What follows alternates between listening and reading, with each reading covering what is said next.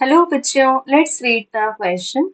Time period of revolution of a nearest satellite around a planet of radius r is t. Find its period of revolution around another planet whose radius is 3r as that of the first planet and having same density as compared to first planet. सो बच्चों यहाँ consider करने हैं हमें दो planets, इनको मान लेते हैं planet number 1 and planet number 2। अब बच्चों यहाँ पर हमें प्लैनेट 1 की इंफॉर्मेशन पहले गिवन है कि इसका जो नियरेस्ट सैटेलाइट है उसका टाइम पीरियड ऑफ रिवॉल्यूशन है t, और इसी सेम सैटेलाइट का हमें टाइम पीरियड ऑफ रिवॉल्यूशन निकालना है सेकेंड प्लैनेट के अबाउट। तो इसको मान लेते हैं t2, where t2 is a question mark, और t1 को मान लेते हैं t।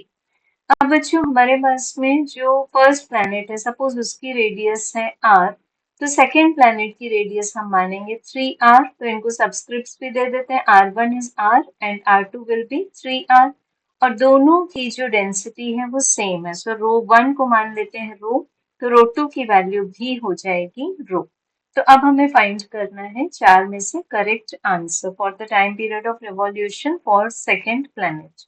सो बच्चों इसके लिए हम लेंगे time period of a satellite which is very near to any planet। इसके लिए हम एक्सप्रेस करते हैं 2 pi square root of cube of the planet radius divided by the product of gravitational constant multiplied by the mass of the planet। अब बच्चों यहाँ पर हमें गिवन है डेंसिटी ऑफ प्लैनेट के टर्म्स में, तो हम मास को मान लेंगे density of planet multiplied by the volume of planet.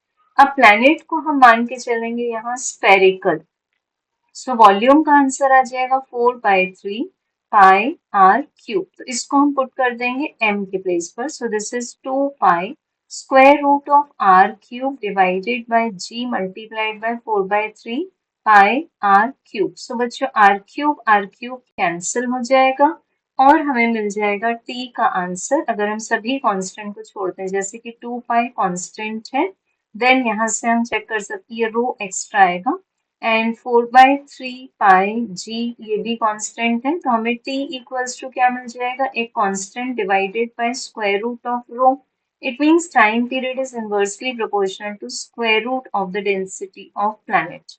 अब दोनों ही प्लैनेट्स की डेंसिटी सेम है, सो हमें दोनों का जो टाइम पीरियड होगा फॉर दैट सैटेलाइट वो भी सेम मिलेगा। So correct answer will be option number A. Thank you.